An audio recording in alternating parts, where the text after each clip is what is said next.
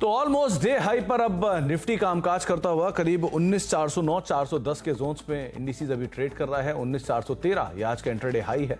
तो almost intraday high पर Nifty कामकाज करते हुए और मिड कैप इंडेक्स भी डे हाई पर आ गया है। स्मॉल कैप इंडेक्स भी डे हाई पर आ गया है। मिड कैप इंडेक्स करीब 37,795 का हाई है और 37,786 पे भी कामकाज कर रहा है। और स्मॉल कैप इंडेक्स में आज का जो हाई है 11,713 है, 11,710 पर अभी कामकाज करते हुए। ब्रॉडर मार्केट्स में खरीदारी है, ये आपको एडवांस डिक्लाइन से दिखाई पड़ेगा। 1500 प्लस शेयर ऐसे हैं जो कि तेजी के साथ अभी कामकाज करते हुए आपको दिखेंगे और रफली 1200 1250 शेयर ऐसे हैं जहां पर 1300 शेयर ऐसे हैं जहां पर गिरावट आपको देखने को मिलेगी। तो मार्केट्स में, ब्रॉडर मार्केट्स में खरीदारी है वो आपको एडवांस डिक्लाइन में दिखाई पड़ रहा है। एक खरीदारी थोड़ी और बड़ी है, इसलिए एक स्पाइक आपको एडवांस डिक्लाइन के अंदर भी देखने को मिला है। शिल्पा रावत हमारे साथ मौजूद है पीएल रिसर्च से, उनसे हम बातचीत करेंगे। शिल्पा मैम नमस्कार, स्वागत है कार्यक्रम में। पहले तो मार्केट्स को लेकर एक व्यू, आज भी वही इंडिसेस के लो 19,350 300 की जोन्स और वहां से एक पुल बैक, क्या नियर टर्म बॉटम मान के से जा सकते हैं लॉन्ग्स में? सुमित जी, हम लोग हमेशा इंडाइसिस के बारे में यही बात करते हैं कि 19,300 एक क्रूशियल सपोर्ट जोन है। 19,300 होल्ड करना इंपॉर्टेंट है इंडाइसिस के लिए, वापस निफ्टी को 19,800 20,000 मार्क की तरफ जाने के लिए। अदरवाइज यहाँ पे 19,300 जैसे ही ब्रीच होगा और हम उसके नीचे ट्रेड करना चालू करेंगे तो 18,800 का टारगेट आता है डाउन साइड में। तो ये एकदम मेक और ब्रेक जोन्स पे है। लेकिन प्रॉब्लम ये है कि हम लोग यहाँ पे एक अग्रेसिव बाइंग नहीं देख रहे हैं। बार बार 19,300 की तरफ हम लोग अप्रोच कर रहे हैं एंड क्लोजिंग टुवर्ड्स 400 450 की तरफ आता है। तो ये थोड़ा वीक साइन है डेफिनेटली, और थोड़ा क्रूशियल, थोड़ा कॉशियस रहने का ये टाइम है, लाइट रहने का टाइम है। जब तक 19,600 के ऊपर हम लोग डिसाइसिवली ट्रेड नहीं करते हम लोग, तब तक ट्रेंड वापस बुलिश है हम लोग बोल नहीं सकते। और जब तक 19,300 के नीचे हम लोग ट्रेड नहीं करते तब तक बियरिश ट्रेंड है वो भी नहीं बोल सकते। तो एक साइडवेज है, तो रेंज प्ले है। डेली आपको सपोर्ट पे बाय करना है और रेजिस्टेंस पे आपको बुक करना है प्रॉफिट्स। 19,600 के आसपास आप प्रॉफिट्स बुक करेंगे, 19,300 के आसपास आप बाय करेंगे। इस रेंज को इंडिसेस प्ले कर रहा है और आप भी इसी रेंज को ही प्ले करिए। बुलिश साइन 19,600 के ऊपर, बियरिश साइन 19,300 के नीचे, ये शिल्पा मैम ने साफ रख दिया राय। शिल्पा मैम, कुछ स्टॉक्स जहां पर आपकी नजर है? जी डेफिनेटली मेरे पास अभी दो बाय है। एक है कंडीशनल बाय बीपीसीएल में। बीपीसीएल 362 के ऊपर अगर ट्रेड करता है तो एक बहुत अच्छा बाइंग अपॉर्चुनिटी है वहां पे। अपसाइड जो टारगेट है वो टुवर्ड्स 380 to 400 जोन्स तक आएंगे। आपको स्टॉप लॉस तक 358 का लगाना है। ये थोड़ा कंडीशनल बाय है, इसको रेडार में रखिएगा। एक ब्रेकआउट एक बहुत स्ट्रॉन्ग आएगा अबव 362। मेरा दूसरा बाय रहेगा एलटीआईएम में। एलटीआईएम यहाँ पे रफली 5200 के अराउंड अभी ट्रेड कर रहा है। मुझे लगता है ये एक अच्छा लेवल है टू फ्रेश एंट्री के लिए, बिकॉज आपका स्टॉप लॉस यहाँ पे बहुत ही कम रहेगा। 5170 का आप रखिए। एलटीआईएम यहाँ से आपको टुवर्ड्स 5500 भी पोजिशनली आपको दिखा सकता है। तो ये एक बाय है और दूसरा मेरा कंडीशनल बाय ऑन बीपीसीएल।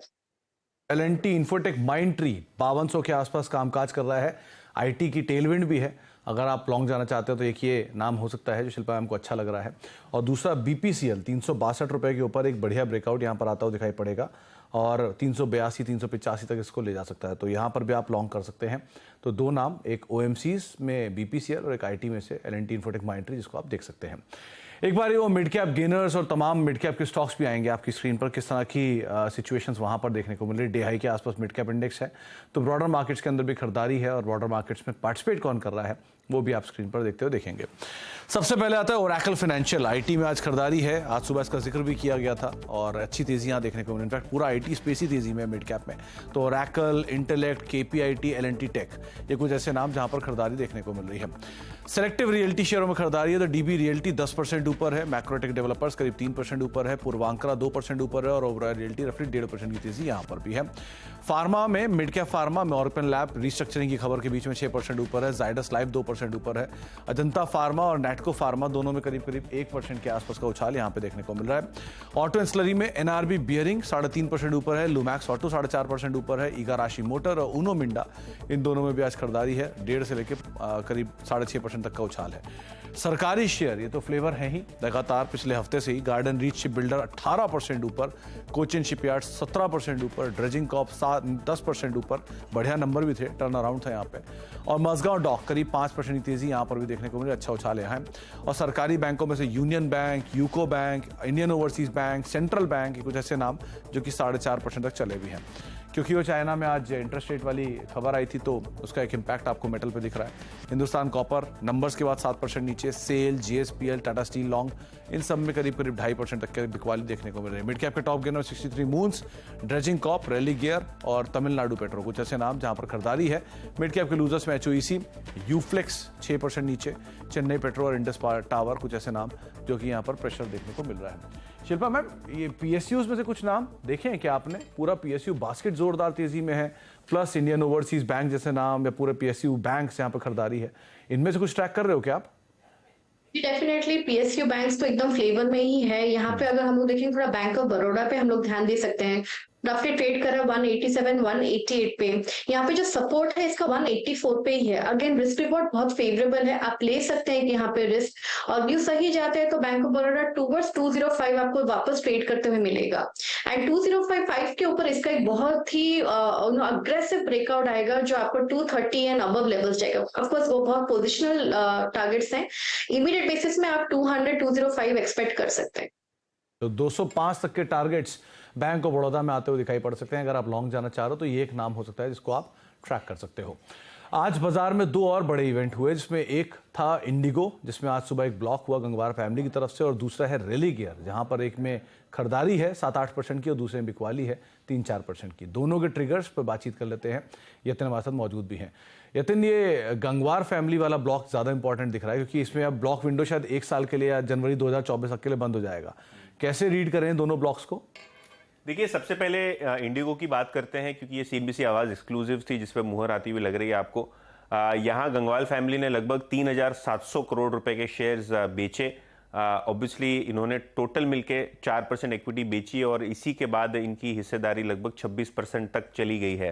अगर हम पार्टिसिपेशन की बात करें तो वैरायटी ऑफ एफआईएस डीआईएस के नाम आते हुए आपको नजर पड़ सकते हैं इस पर्टिकुलर ब्लॉक में। और जहां तक कि हमारी जानकारी है, गंगवार फैमिली ने सक्सेसफुली 4% हिस्सा जो बेचा है उसके बाद लगभग 150 दिन का लॉक इन होगा। तो प्रॉब्ली अगले 3 से 4 महीनों के लिए आपको कोई ब्लॉक यहाँ होता हुआ नहीं दिखाई देगा।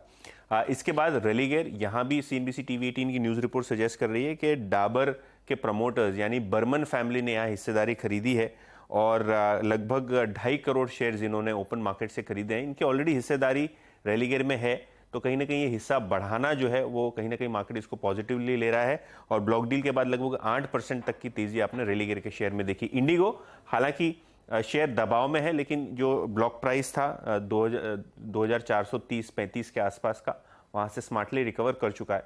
तो दोनों ही इंडिगो और रैली गियर बड़ी ब्लॉक डील्स के बाद आज फोकस में है।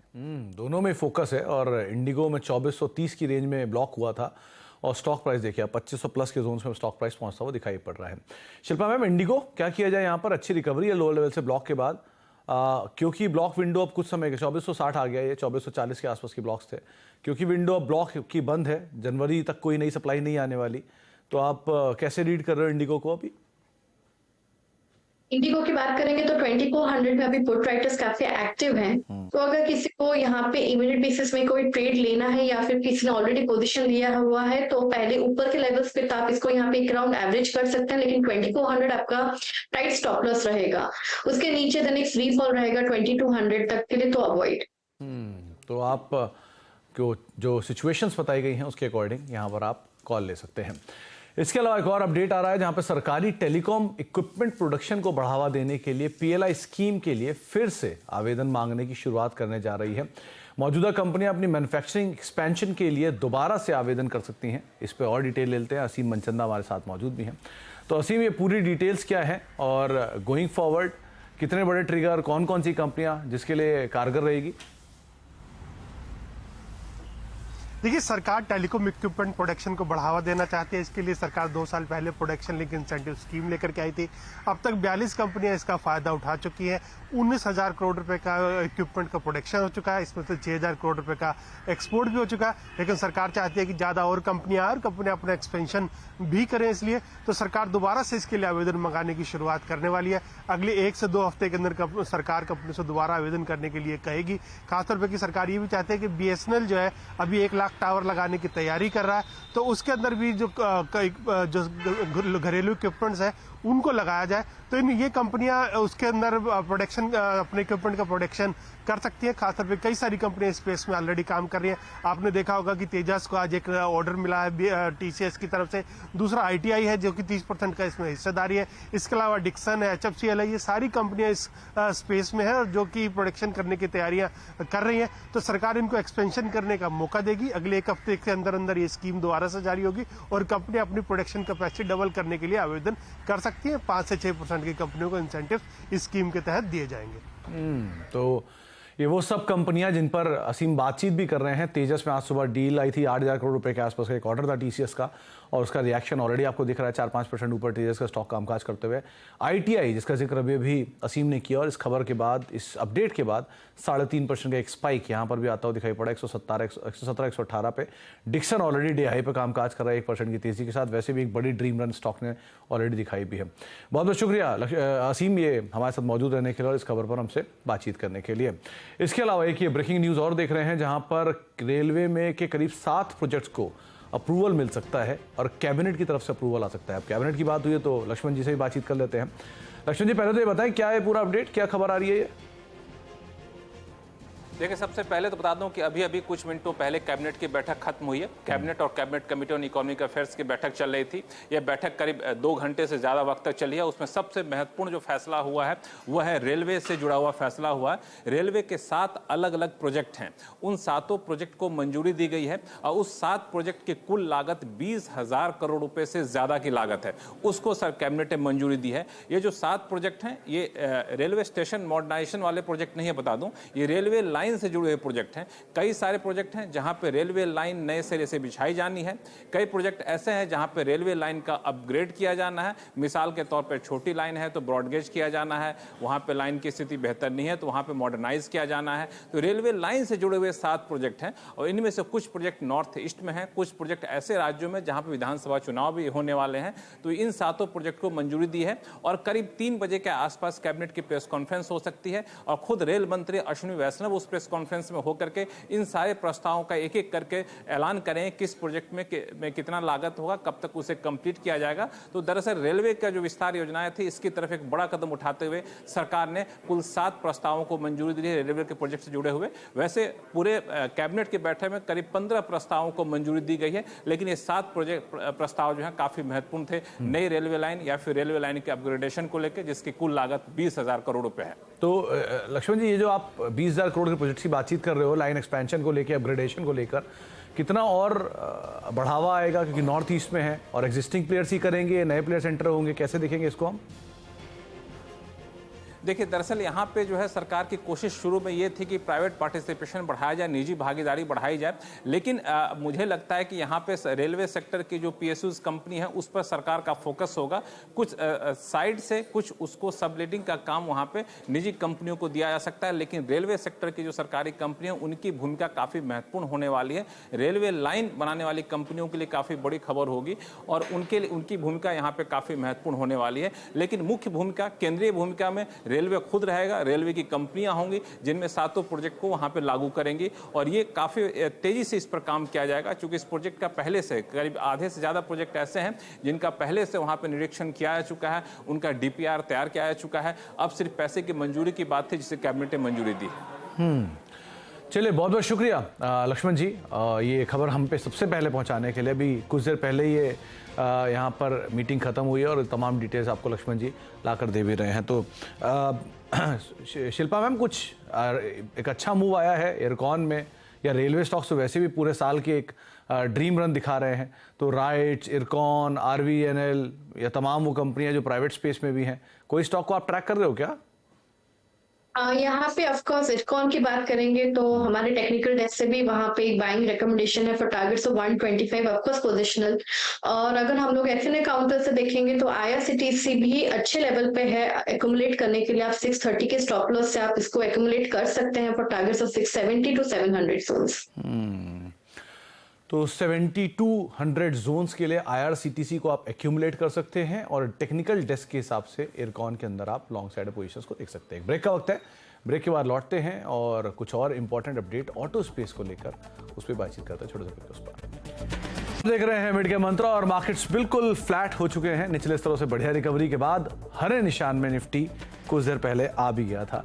19,436 के हाइस बनाकर निफ्टी अभी भी इनफैक्ट हरे निशान में ही आ चुका है। तो बाजार ने बढ़िया रिकवरी दिखाई। जितनी गिरावट थी आज सुबह वो सब पूरी तरह से रिकवर हो चुकी है। रिकवरी में निफ्टी बैंक का उतना योगदान नहीं है, लेकिन योगदान यहाँ पर भी है, लेकिन उतना नहीं है जितना आईटी और बाकी इंडिसेस पार्टिसिपेट कर रहे हैं। आप टॉप कंट्रीब्यूटर लेकर आएंगे तो सिचुएशन आपको ज़्यादा क्लियर वहाँ पर दिखाई पड़ेगी। मेजर कंट्रीब्यूटर के तौर पे इधर आईटी है या हैवी वेट्स हैं जो कि मेजरली मार्केट में कंट्रीब्यूट कर रहे हैं। Mid cap day high, small cap day high पर कामकाज करते हुए इन्फोसिस, L&T, SBI, ITC तीनों हैवी वेट प्लस आईटी आपको दिखाई पड़ेगा। अब बात करते हैं खिलाड़ी नंबर 1 की अपडेट्स की, जहां पर 3 खिलाड़ी इस हफ्ते पार्टिसिपेट कर रहे हैं। प्रशांत सावंत हैं, अरुण मंत्री हैं और नीरज जी हैं हमारे साथ जो इस पूरे हफ्ते पार्टिसिपेट कर रहे हैं। और जो कॉल्स के अपडेट हैं वो आपकी स्क्रीन पर है। अरुण जी का रिटर्न 9.5% है, प्रशांत जी नेगेटिव 1.2 और नीरज जी का रिटर्न ऑलमोस्ट 1% के आसपास नेगेटिव अभी कामकाज कर रहा है। और जो इंडिविजुअल कॉल्स थी वहाँ पर अपनी पोजीशंस को इंटैक्ट किया हुआ है। कुछ PSUs में लॉन्ग और मेजरली तीनों के तीनों खिलाड़ी जो है वो लॉन्ग साइड में पोजीशंस को लेकर चल रहे हैं। दूसरा दिन है तो उस लिहाज से भी आप नजर रखें। सो फार अरुण जी लीड करते हुए दिखाई पड़ रहे हैं। अब मिड के मंत्र को समेटेंगे। एक ब्रेक का वक्त है और ब्रेक के उस पार नीरज जी हमारे साथ मौजूद भी हैं। हम बातचीत करेंगे आज शेयर इंडिया की मैनेजमेंट से, जो कि हमारे साथ बातचीत करेंगे। हमारे साथ कमलेश सर मौजूद होंगे, Kamlesh Shah MD share India securities के एक्सपेंशन को लेकर उनसे चर्चा करेंगे। नीरज जी छोटे से ब्रेक के उस पार।